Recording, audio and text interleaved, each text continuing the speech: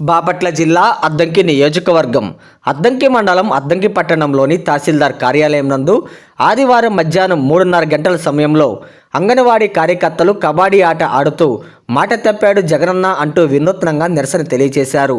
ఈ సందర్భంగా అంగన్వాడీ కార్యకర్తల యూనియన్ ప్రధాన కార్యదర్శి శారద మాట్లాడుతూ ముఖ్యమంత్రి వైఎస్ జగన్మోహన్ రెడ్డి మహిళల పట్ల వివక్ష చూపుతున్నాడని అన్నారు.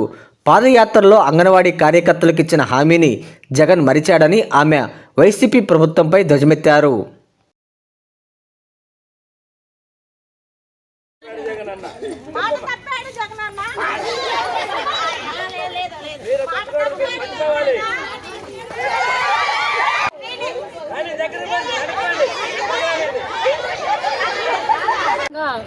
అంగన్వాడీ సమ్మె కొనసాగుతుంది. ఈ రోజుకి 20వ రోజు. కానీ ప్రభుత్వం మాత్రము మా మీద అంగన్వాడీల మీద మొండి వైఖరి ప్రదర్శిస్తూ ఉంది. మేమేం అడుగుతున్నామంటే, అయ్యా కనీస వేతనం ఇవ్వండి. అమలు సుప్రీంకోర్టు ఏదైతే తీర్పిచ్చిందో దాని ప్రకారం మాకు గ్రాడ్యుటీ అమలు చేయమని మేము అడుగుతా ఉన్నాము.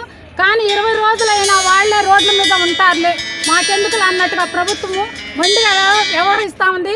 నేను దీన్ని పండగ అయినా కూడా క్రిస్మస్ ఇక్కడే చేసుకున్నాము, మరలా జనవరి 1 కూడా ఇక్కడే చేసుకోబోతున్నాము.